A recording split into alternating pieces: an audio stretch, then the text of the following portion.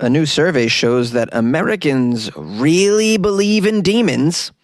A space tourism company had to cancel their launch because it couldn't find any passengers. And a new bus tour is meant to put people right to sleep. These are the weird stories for Tuesday on Weird AF News, the only daily weird news podcast hosted by a comedian inside a closet. I got 3 weird stories from all around the world. I got weird news for you. Americans believe in ghosts, guys. A new study says so. It's Halloween. Ooh, we have a ghost story. Halloween is just days away. It's the season for all things spooky. Oh, shoot, I'm not allowed to say spooky. It's the season for all things creepy. Ghosts, demons, vampires, and more. Don't forget the werewolves and the sexy nurses. A new survey of 1,000 American adults finds that many Americans aren't convinced that these entities are just the stuff of scary stories and horror films. They believe these things are real. Here's some stats for you guys. More than 2 in 5 Americans say they believe demons exist. Demons. 2 in 5? Really? That's almost half. And a similar percentage, 40%, say the same about ghosts. For both, more Americans say they do exist than say that they don't. The rest aren't really sure. Wow, a lot of Americans believe in demons and ghosts. Far fewer Americans believe in the existence of werewolves, though, only 9%. Vampires, 8%. Werewolves are 9%. Still 10% of the people surveyed believe in werewolves. Are you okay? Werewolves. Vampires I can understand, all right? 31% think that other supernatural beings do exist as well. Sure they do. Like the Exorcist. Women are more likely than men to believe both in ghosts and demons. 50% in ghosts. Demons, 48%. Now, apparently education level may also play a part in whether a person believes in ghosts. Oh, no way. Really? Their education level? In other words, their idiot level plays a part in whether or not they believe in demons and werewolves. So Americans with postgraduate education are the least likely to believe in ghosts at 28% compared to 41% overall. The same trend applies on the topic of whether demons exist. Americans who completed postgraduate education programs are the least likely to believe in demons at 31% compared to 43% overall. I still think that that's too high of a number. 31% people with a graduate degree believe that there's demons? Okay. We also have some political demographics in these statistics as well. About half of Republicans, 51%, believe that demons are real. Slightly more than the percentage of independents, 46%, who think this. Only about a third, 34% of Democrats believe in demons. So both parties are stupid, basically. Okay, these are... Sorry. Come on, demons. I can see ghosts. Demons and werewolves. Come on, guys. Come on. All right. Now, here's something that's pretty shocking here. 1 in 5 Americans say they have encountered a ghost. 1 in 5? That's a little high, no? 1 in 5? 1 in 5 Americans haven't even skydived. Like, you mean to tell me that more people have seen ghosts than skydived? 1 in 5 seen a ghost? Super high. 1 in 5 people haven't even had butt sex. You're going to say that more people have seen ghosts than have had butt sex? I find this extremely hard to believe. Now I'm questioning this entire survey, to be honest with you. Have any of you seen a ghost? Apparently 1 in 5 of you has seen a ghost. Really?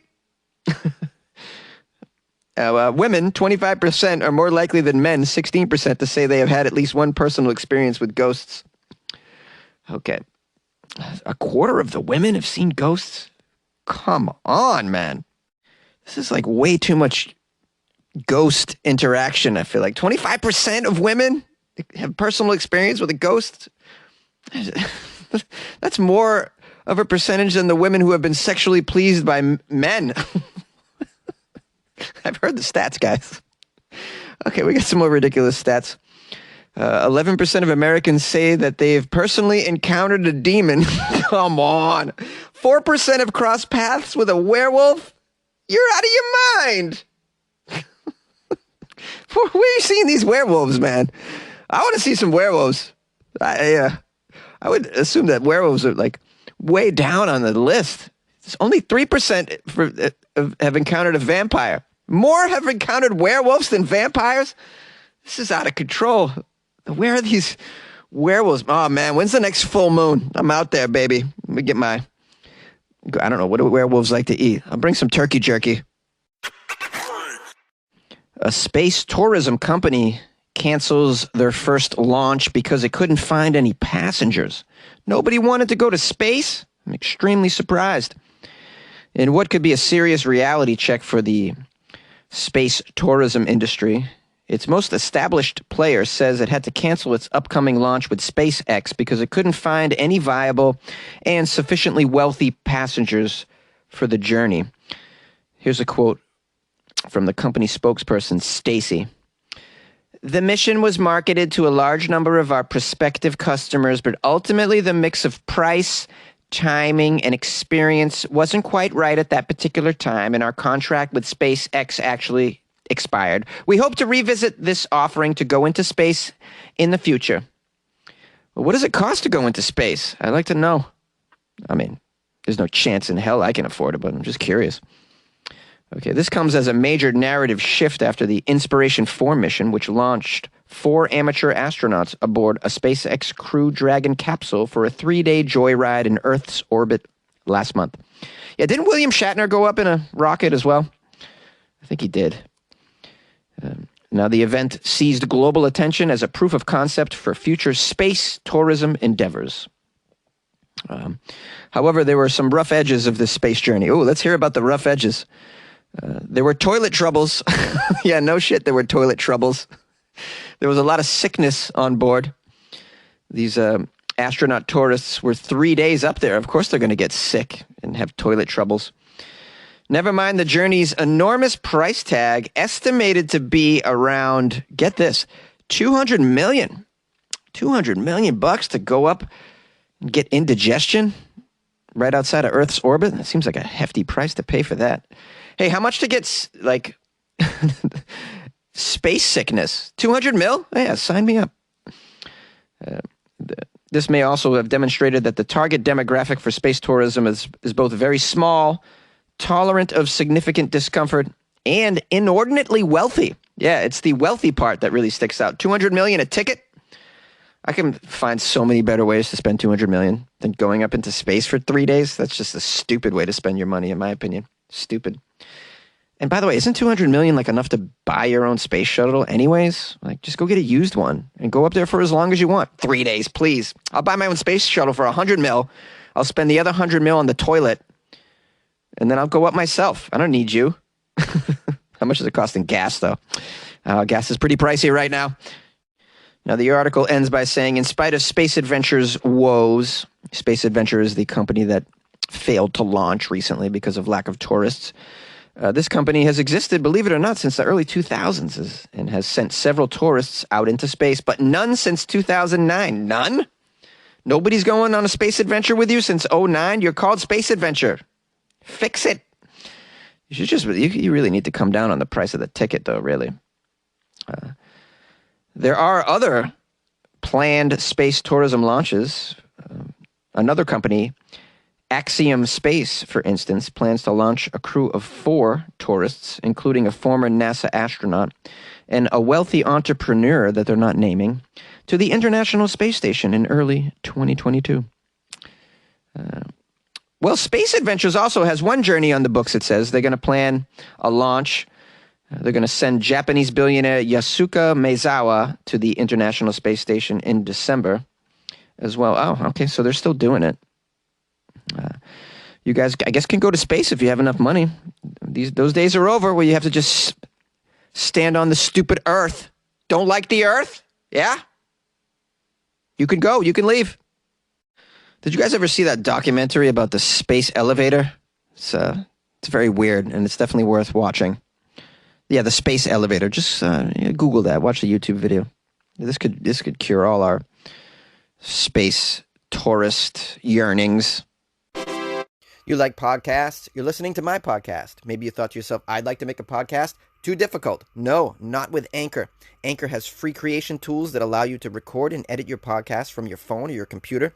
Anchor distributes your podcast to Apple, Spotify, Stitcher, and more.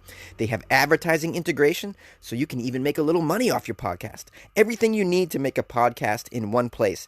Download the free Anchor app or go to anchor.fm to get started. And good luck with your podcast. Good luck with your creation. Good luck with your life, man. A new Hong Kong bus tour is meant to put people to sleep. Any new parent will confirm that soothing effect of a long car ride, especially on tired and cranky infants. Well, that road noise works on adults as well, and a Hong Kong tour company noticed that patrons were falling asleep on their buses. They decided to take advantage of this, and they recently launched a 5-hour 47-mile ride to nowhere. Yeah, you're going nowhere. The point is to go to sleep. This company is called Ulu Tours, and Ulu hopes that riders will find this new bus tour quite a snooze fest. Here's a quote from the Ulu marketing and business manager. When we were brainstorming new bus tours, I saw a social media post from a friend of mine saying that he was very stressed out by his job and he had a difficult time sleeping at night, but turns out when he was traveling on the bus, it was the only time he was able to get a good sleep. He slept real well. And his post on social media just inspired us at Ulu to create this bus tour that lets passengers just, go to sleep on the damn bus. Why not?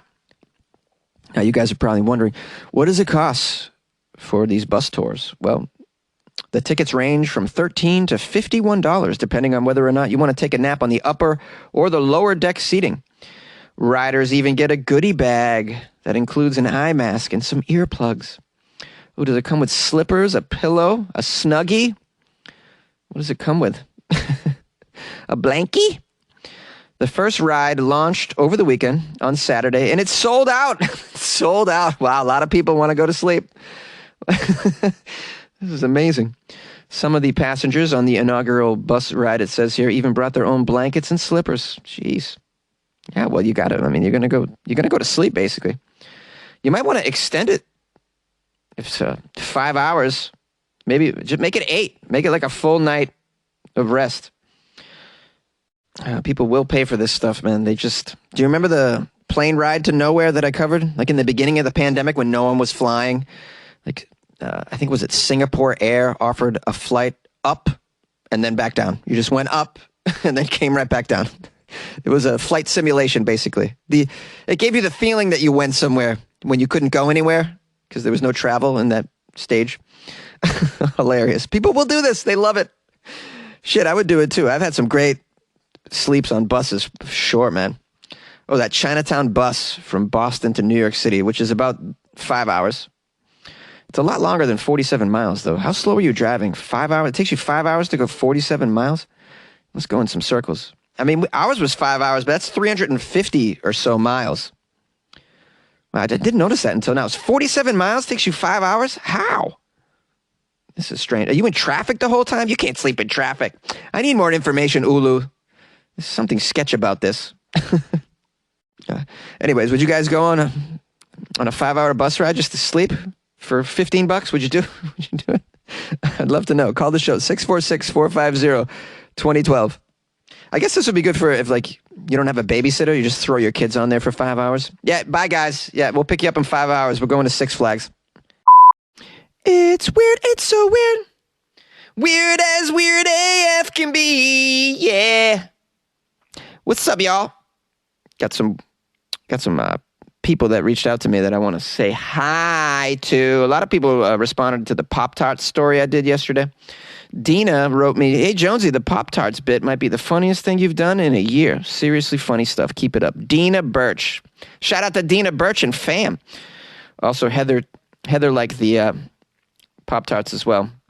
and wish me a happy Halloween, and attach some pictures of the pumpkins that she painted. Heather Chapasco, shout out to you. Big time, thank you. She also included a nice joke in here. Let's see, she says, the Pop-Tart lady must be bored out of her mind or just not understand nutrition. Bet you she goes after Chef Boyardee for not having authentic Italian flavor next. Hey, Heather, that's an incredible joke that I wish I thought of. You're funnier than me. Also, Lisa from Finland wrote me to tell me that Pop-Tarts are available there, but they cost €10 for a box, which sounds pretty pricey. So I guess it's probably not easy to find. Lisa, give me your address. I'll mail you some. How about that? For you and the fam. I'll send you the strawberry frosted, but heads up, there's more pear in there than strawberry. I'm going to sue you, Pop-Tarts. You're going down. Yeah, in case you didn't listen to yesterday's show, I did a show about a lady that was suing Pop-Tarts because the ingredients were questionable. Hello. Also, my new patron Stephen Clark sent me a message that escaped my awareness, and I wanted to read it. Hey, Jonesy, greetings from Coventry, England. If you're familiar with the Queen song, Don't Stop Me Now, that mentions Lady Godiva, an 11th century noblewoman who rode naked through the streets to make her husband reduce taxes on the people. We're the city that made her famous. Finally got around to joining your Patreon after listening to you for the past few months and berating you about your terrible British accent, and the British puddings. Keep up the great work, dude. Thank you, Stephen Clark. A big shout out to you again. So, and thank you for sending me some information about your town. I like to learn, what is weird and notable about where you're from. This whole Lady Godiva story. She sounds like a badass. I like that. I didn't know that Queen song was about her. Don't Stop Me Now. That's really cool. Thank you for educating me, Stephen, and for supporting the show. If you guys would like to join the Patreon like Stephen Clark and write me a note telling me about your town or just educating me, and then you get your name up on the wall, by the way, in case you didn't know. I write your name. New patrons go up on the wall. Old patrons can go up on the wall too. Just write me a note. Tell me you want to be up on the wall and tell me how you want your name to be and tell me where you're from so I can put the city up there too and country. Patreon.com/WeirdAFNews. That's where you go. Or hit the Patreon banner on my website, weirdafnews.com, or download Patreon to your phone and look up Weird AF News. It's right in there. If you want to call me, I left the number. Email all links to all links to articles that you come across that are weird. funnyjones@gmail.com. I love to hear from y'all. Hope you had a nice afternoon, evening, morning, whatever it is. And I love you, and we'll see you tomorrow.